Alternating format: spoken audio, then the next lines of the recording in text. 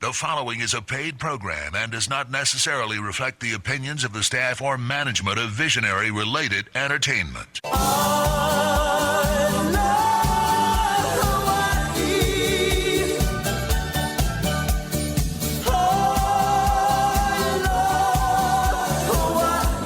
Aloha, and welcome to Betty's Real Estate Corner, brought to you by Coldwell Banker, Sakamoto Properties. Again, Danny Couch singing I Love Hawaii. And I came back last night from a short trip, so I know how much I love Hawaii. It was really, I guess, 6 nights, which is the longest I've been away for a long time. But being home here, there's nothing like it. Landing on Maui again, I am the happiest person in the world. That was a special occasion, though. It was. Julie, my daughter, Ahu Flynn, now Sakamoto, her daughter graduated. Sherlock. Oh, sure. Oh, she's Sherlock now. Oh, I got out of that wrong again anyway. Her daughter, I was going to say her granddaughter, Alexandra Elizabeth Sherlock, graduated from San Diego State and is going to be going on to UCLA in, what's her final? Public health. Public health and epidemiology. Yeah. So it's kind of an exciting time. The graduation was spectacular. The party was way more spectacular. It was just fun in the backyard at the house. Tacos. Tacos. They had a taco person there. And I think people ate as many as 10 tacos. Somebody was sick that night, too. Not at our house, but somewhere else. Anyway, interesting. You can't eat 10 tacos, whatever.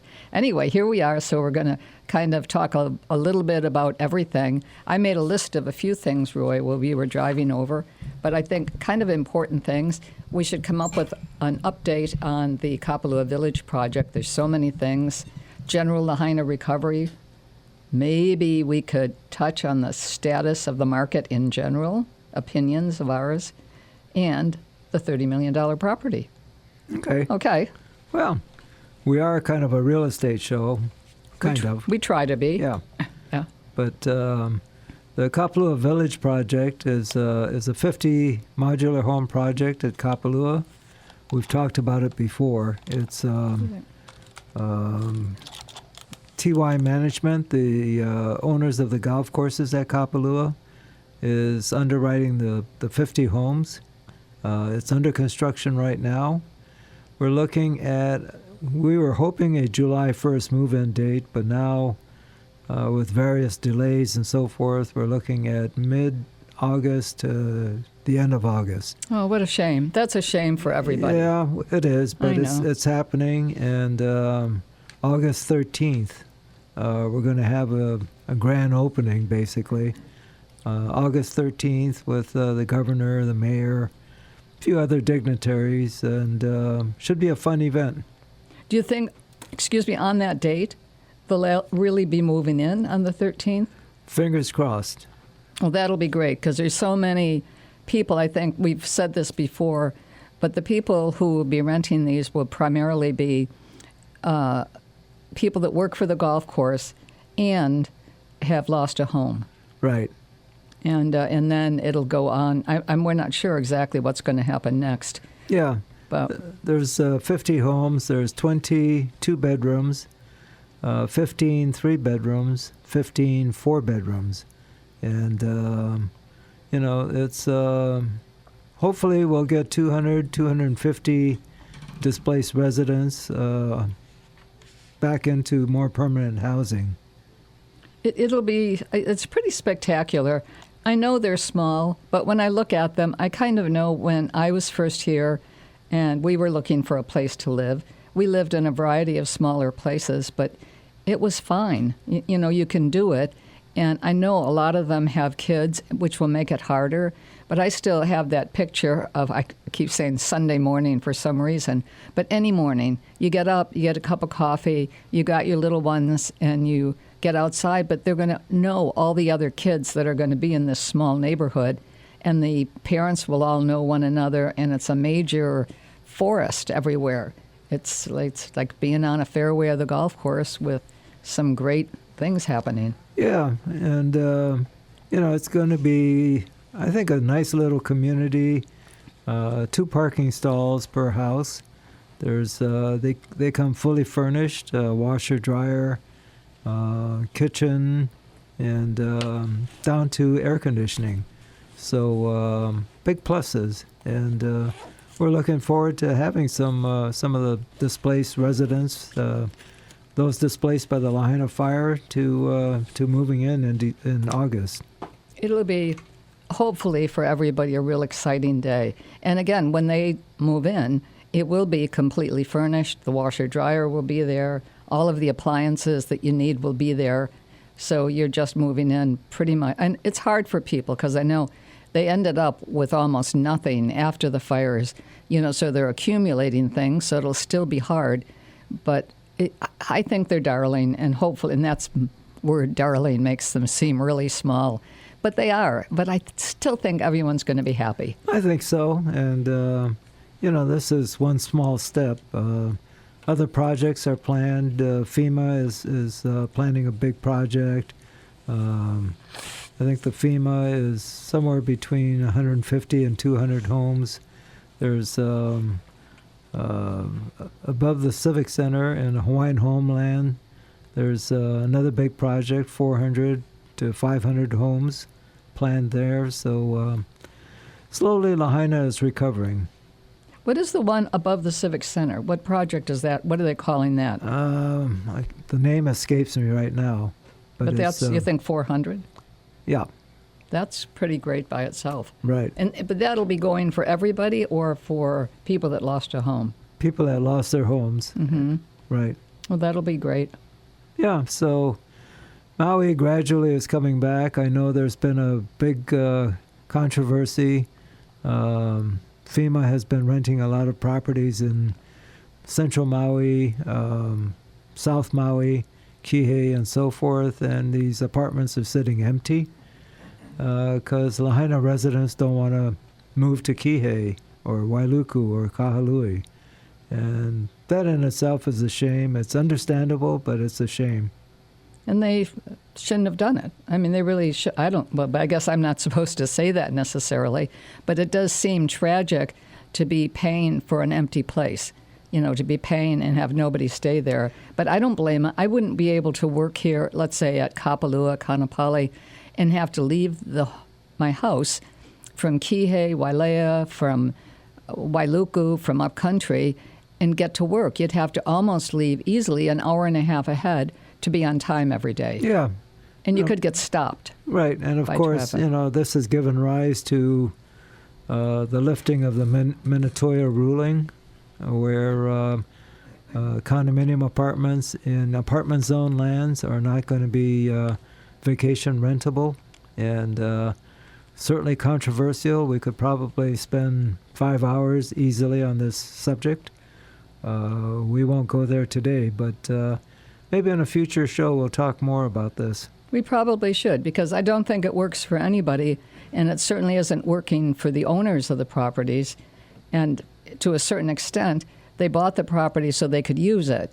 And then they were given this, anytime we sold one, I think that we were fairly clear, but probably never clear enough that they could think that the whole Minatoya Act would go away and they wouldn't be able to do it. And we were on island in real estate when the Minatoya ruling first came out, and it clarified a lot of the questions people had in buying in apartment zone properties. But now with the proposed lifting of that ruling, we'll see. We'll see what There's happens. Probably going to be lawsuits, I imagine, and quite controversial. Plus, there's a lot of lost revenue. TAT, GET, Yeah, that's right. Lowering of The county, the property state, tax you mean, revenue. their revenue. Pardon? The county, the state of Hawaii will Right. be losing a lot of revenue also. Absolutely. That's right. Plus, a lot of people employed as housekeepers, maintenance people, property management for vacation rentals. They'll be looking for jobs, so it's going to have a huge impact. Yeah, I think you're right. I've thought about that as we went along, but it is that will be huge. Yeah. Absolutely huge. The other thing, what do you think, before we get to whatever it is we're supposedly getting to, the general recovery in Lahaina? You still thinking 5 years plus? Well, they say they're going to be issuing building permits in the near future. For residential homes. Right. Yep. For rebuilding of homes. And hopefully that happens. I've heard other people saying, well, they can issue building permits, but if the infrastructure isn't ready, water, sewer, you can build your home, but if you can't hook up to the water or the sewer, you've got another issue. So we'll see. Hopefully this gets clarified soon. A lot of questions out there. And for the Lahaina residents, try to attend as many of the Wednesday evening meetings. I know they're canceled. They were canceled yesterday, and hopefully they'll come on again next Wednesday. But the community meetings at the Civic Center are a great source of information. I think that's a good idea. We should go back to one just because we went to some of the early meetings, but I think it would be good just to see how it's going. And Akaku has also, generously cleared some airtime for these, so you can tune into Akaku and see the program, hear the program.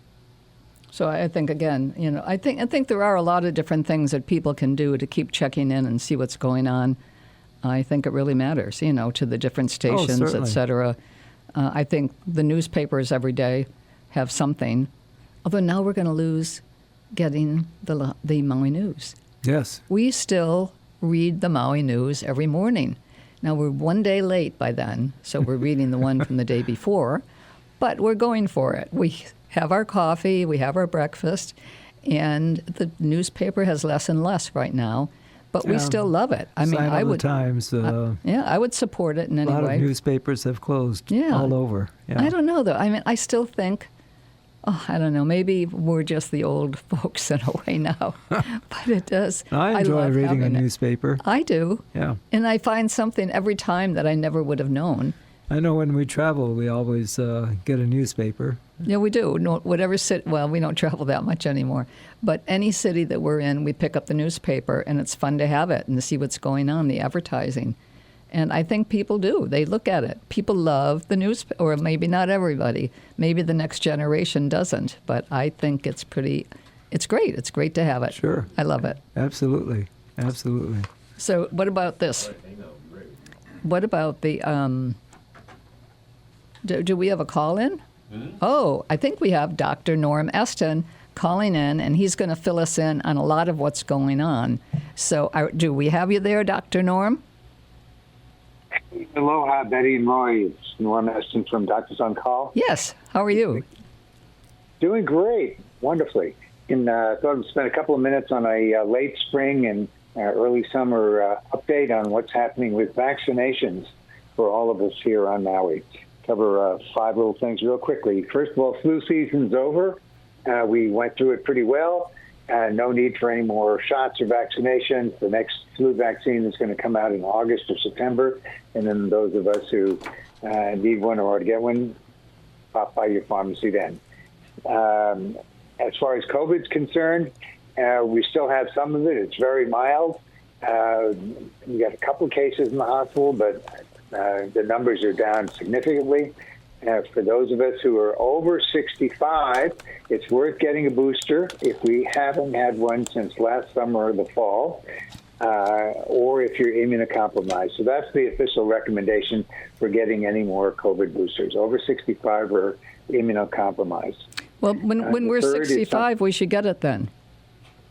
Yeah. Correct. Just kidding. Correct. Okay. Correct. Yeah, Okay. Exactly. Got it. And then there'll probably be a new version out in the fall that may or may not be combined with a flu vaccine. Hopefully it will be, but who knows. The third virus we've heard about is RSV, which stands for big words, respiratory syncytial virus. It's mostly in the lungs and sinuses, and it's preventable with a vaccine. We've got a number of people who've had it. And anybody over 60 should get that vaccine. Again, it's free and any pharmacy has it. the fourth thing I want to talk about is what everybody's starting to hear about in the newspaper is called the bird flu or avian flu. Now, this is a type of virus that's been around for a while that affects mostly animals. But again, viruses will cross over from one type of animal to another animal and occasionally to human beings. And that's what happened with, everybody remembers, with the swine flu. And that's what also happened with coronavirus or COVID, crossed over from bats. So right now we have this bird flu, and technically the number is H5N1. That's all over the world, except in the Pacific. We haven't seen it in Oceania, all those islands around Australia yet, and I don't think we've had one in any animal with it here in Hawaii yet. But we got 40 types of mammals all around the world that have had it. It's wiped out a lot of the bird population in Europe, and then we now have it in dairy cows on the mainland. So it's multiplying, and between transportation and global warming, we're going to see a lot more cases of this and a lot more animals. What we care about is it going to be transmitted to human beings? And we've only had 2 cases so far in the whole world where it's gone to a human being. One was a man in Vietnam who had been working with birds who were sick, and another was a couple of weeks ago in Texas. We had a person who had been working with dairy cows, and he recovered fine. He just had a little bit of a eye infection and some aches and pains like a mild flu. So far, that's all we have in the world in terms of animal-to-human transmission, and who knows if it's going to increase. What we really would worry about, of course, is if we had person-to-person transmission, which was what the problem was with the COVID. And we haven't had any evidence of that yet. And who knows if that'll happen. Let's cross our fingers. Hopefully it doesn't. But we'll see. Right now, no need to worry about it. There's no kind of vaccine. And the way it gets treated anyway is with standard antivirus and anti-flu medicine for the couple of cases that did have it. But you'll be hearing about that a lot. That's interesting. The fifth last thing I want to talk about is masks. Masks aren't currently indicated for anything, but what I want everybody out there is to use your common sense. If you're sick and coughing up goobers or honkers and you've got a bunch of junk coming out of your sinuses, you might not want to expose other people to being sick. It might make sense to wear a mask. Similarly, if somebody else is wearing a mask, it usually means that they've got some sort of respiratory infection, and you might not want to be right close to them. But right now, there's no guidance or no argument that says you need to wear a mask in any particular situation. But you're saying people should use their own judgment on this at this point. Right, and that's what the official line is, too, right now. Okay, but it surely makes sense. I mean, no matter where you are, if you think you've got something, you don't even want your family to end up with it. So we've all got enough masks around since COVID, so let's use them. If you're coughing and choking and whatnot. We all have to be thinking of other people other than ourselves. That's right. Like you say, our family, our other close ones, our business associates, people we come in contact with. How do you want to be treated by them? So it's the same thing. It's the golden rule all over again. So I think you're right. That does make a big difference for everyone. We've been hearing. If anybody has any questions, feel free to call us. Again, it's Doctors on Call. We have offices on both sides of the island. We'd be happy to see anybody and or answer any questions. What's the best phone number? What if you don't mind? 808-66.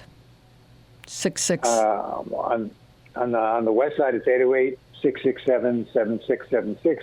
And central or the south side and Kihei, Wailea, it'll be 808-875-7676. Good. Well, I think that gives people an option. Just walk in anytime. Yeah. And thank you so much. Good. Thank you. Thanks for calling, Norm. We'll see you soon, hopefully. Thanks, Norm. Aloha. Aloha. Aloha. So we'll go back to where we were at. We've kind of gone through the update on the golf course. We didn't quite get to general real estate, but the status of the market. What do you think is going to happen? Big picture. The real estate market. Everybody's got conversation going on it. You and I in the past have been a little different on it, but just curious. Well, from all indications, we're looking at rates decreasing in the near future. Interest rates. Fingers crossed, yeah.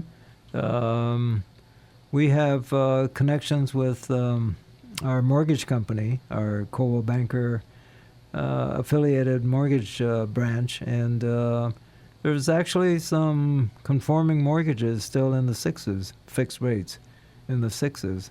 So it has to be conforming. There's a lot of hoops I wouldn't say a lot, but a few hoops you've got to go through. But, call your favorite realtor for information on this, and feel free to call myself, Roy, at 808-870-7060, or Betty at 808-870-7062. Yeah, we may not know all the questions and answers as far as real estate, but we've been around the block a time or two, and we can certainly, if we don't know the answers, we can guide you and point you in the right direction. And it is interesting. We saw the market, it's a lot of years ago now, go up to where people were double digits even in a mortgage loan. And that was hard for people at the time. It was really difficult. Absolutely. But we know a lot of people that made the decision to go with a short-term mortgage, one that would be obviously keep changing. And at the time, they were afraid it would keep going up. But I think that they were winners. I mean, it really worked in the long run. Yeah, for those of us with memories of the 2%, 2.5%, 3% mortgages, give it up. I don't think we'll ever see those again. So if mortgage rates can stabilize in the 6-5% range, these are great rates, and you should hop on anything in that price range. Especially if you're wanting to buy something right now, and you need a home, or it's time to pick something up that you've been watching forever, and the price suddenly is what you would like to see. Then step up, do it. Talk to your realtor and come up with a plan, even if it's one in advance, that if I could buy, let's say, a Kapalua Golf Villa 4X, call me, if you've got something like that, or a condo anywhere. And I think that you'll just wait it out, and you'll be writing off the interest, hopefully, against whatever income you're making on it. Yeah, I mean, paying rent, constantly paying rent, you build no equity, you've got nothing going for you. Buy something. It could be a studio, a one-bedroom, a two-bedroom, a small two-bedroom home, a one-bedroom home. But buy real estate. No excuses why you shouldn't. No, and right now, again, the rents are crazy high, I think, for everybody. So if you're buying something, it may be the best thing that you'll ever do. And we've seen a couple of people like that recently that bought back when interest rates were through the ceiling and just bit the bullet and did it, and now sold for like 4 times or close to it what they paid. Yeah, if you're still harboring thoughts about lower interest rates and so forth, get an adjustable mortgage. These are usually fixed for at least 5 years. And are lower rate than a fixed interest rate right now. So you can get, let's say, an adjustable mortgage at 6%. Which is perfect. Yeah. We just had the 2-minute warning. I don't know if you saw that come through to us, but any final thoughts for the day? Yeah, buy real estate. I mean, again, feel free to call myself, Roy, 808-870-7060. Or call myself, Betty, 808-870-7062. Or check our website. SakamotoProperties.com. And then go to the Wednesday meeting at I think it's still the Civic Center, isn't it? I believe so. And I think it helps everyone. Aloha. And we'll have Danny Couch now. Aloha. Aloha.